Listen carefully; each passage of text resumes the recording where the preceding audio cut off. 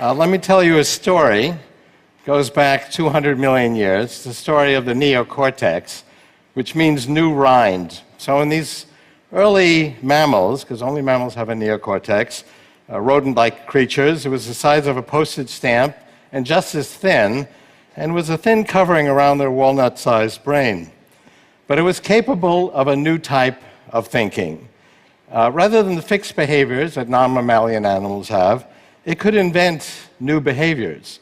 So a mouse is escaping a predator, its path is blocked, it'll try to invent a new solution. That may work, it may not, but if it does, it'll remember that and have a new behavior, and that could actually spread virally through the rest of the community.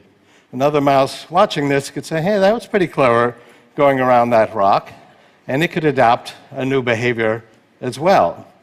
Non-mammalian animals couldn't do any of those things. They had fixed behaviors. Now, they could learn a new behavior, but not in the course of one lifetime. In the course of maybe 1,000 lifetimes, it could evolve a new fixed behavior. That was perfectly okay 200 million years ago. The environment changed very slowly. It could take 10,000 years for there to be a significant environmental change. And during that period of time, it would evolve a new behavior. That went along fine, but then something happened. 65 million years ago, there was a sudden violent change to the environment. We call it the Cretaceous extinction event. That's when the dinosaurs went extinct. That's when 75% of the animal and plant species went extinct. And that's when mammals overtook their ecological niche. And to anthropomorphize, biological evolution said, this neocortex is pretty good stuff, and it began to grow it. And mammals got bigger, their brains got bigger at an even faster pace, and the neocortex got bigger even faster than that, and developed these distinctive ridges and folds, basically to increase its surface area.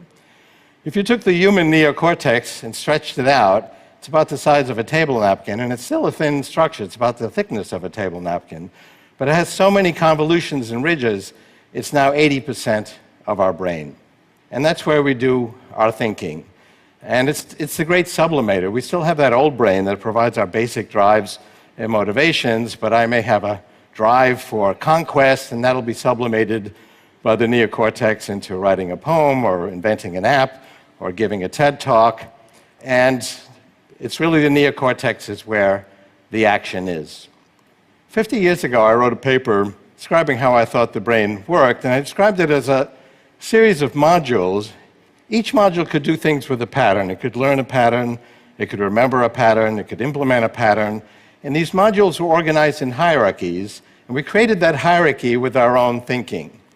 And there was actually very little to go on 50 years ago. Led me to meet President Johnson. Been thinking about this for 50 years, and a year and a half ago I came out with the book How to Create a Mind, which has the same thesis. But now there's a plethora of evidence. The amount of data we're getting about the brain from neuroscience is doubling every year. Spatial resolution of brain scanning of all types is doubling every year. We can now see inside a living brain and see individual interneuronal connections connecting in real time, firing in real time. We can see your brain create your thoughts. We can see your thoughts create your brain, which is really key to how it works. So let me describe briefly how it works. I've actually counted these modules. We have about 300 million of them, and we create them in these hierarchies. So I'll give you a simple example. I've got a bunch of modules that can recognize the crossbar to a capital A, and that's all they care about. Beautiful song could play, pretty girl could walk by, they don't care, but they see a crossbar to a capital A, they get very excited, and they say crossbar, and they put out a high probability on their output axon. That goes to the next level, and these layers are organized in conceptual levels. Each is more abstract than the next one. So the next one might say capital A. That goes up to a higher level, it might say apple. Information flows down also. If the apple recognizer has seen APPL, it'll think to itself, I think an E is probably likely, and it'll send a signal down to all the E recognizers saying, be on the outlook for an E, I think one might be coming. The E recognizers will lower their threshold, and they see some sloppy thing, could be an E, ordinarily wouldn't think so, but we're expecting an E, it's good enough, and yeah, I've seen an E, and then Apple says, yeah, I've seen Apple. Go up another 5 levels, you're now at a pretty high level of this hierarchy. We'll stretch down into the different senses, and you may have a module that sees a certain fabric, hears a certain voice quality, smells a certain perfume, and will say, my wife has entered the room. Go up another 10 levels, and now you're at a very high level. You're probably in the frontal cortex, and you'll have modules that say, that was ironic, that's funny, she's pretty. You might think that those are more sophisticated, but actually what's more complicated is the hierarchy beneath them. There was a 16-year-old girl, she had brain surgery, and she was conscious because the surgeons wanted to talk to her. You can do that because there's no pain receptors in the brain. And whenever they stimulated particular, very small points on her neocortex, shown here in red, she would laugh. So at first they thought they're triggering some kind of laugh reflex. But no, they quickly realized they had found the points in her neocortex that detect humor, and she just found everything hilarious whenever they stimulated these points. You guys are so funny just standing around was a typical comment. And they weren't funny, not while doing surgery. So how are we doing today? Well, computers are actually beginning to master human language with techniques that are similar to the neocortex. I actually described the algorithm, which is similar to something called a hierarchical hidden Markov model, something I've worked on since the 90s. Jeopardy is a very broad natural language game, and Watson got a higher score than the best two players combined. It got this query correct: a long, tiresome speech delivered by a frothy pie topping, and it quickly responded, what is a meringue harangue? And Jennings and the other guy didn't get that. It's a pretty sophisticated example of computers actually understanding human language, and it actually got its knowledge by reading Wikipedia and several other encyclopedias. 5 to 10 years from now, search engines will actually be based on not just looking for combinations of words and links, but actually understanding, reading for understanding the billions of pages on the web and in books.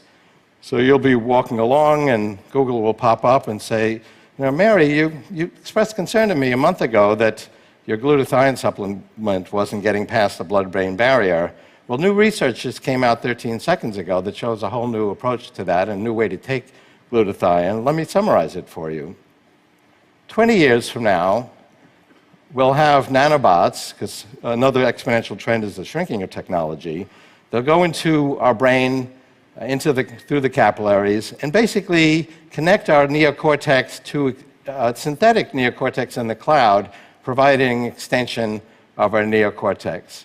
Now, today, you have a computer in your phone, but if you need 10,000 computers for a few seconds to do a complex search, you can access that for a second or two in the cloud.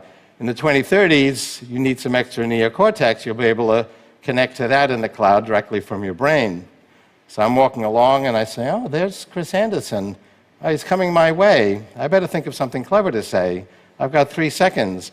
My 300 million modules in my neocortex isn't going to cut it.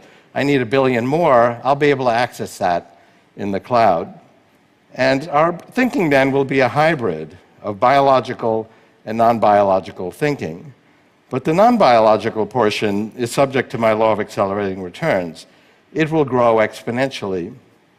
And remember what happened the last time we expanded our neocortex? That was 2 million years ago when we became humanoids and developed these large foreheads. Other primates have a slanted brow. They don't have the frontal cortex. But the frontal cortex is not really qualitatively different. It's a quantitative expansion of neocortex.